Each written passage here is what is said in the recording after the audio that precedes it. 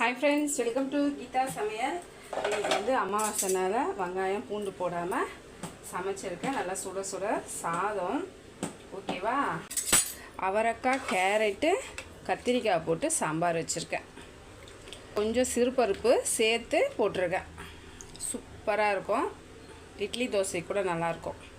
அதுக்கப்புறம் carrot, beans பொரியல், அப்புறம் மெதுவடை செஞ்சிருக்கேன். அப்பளம் பொரிச்சிருக்கேன். சேமியா பாயாசம் எல்லாம் குடிச்சிட்டாங்க. பருப்பு ரசம்.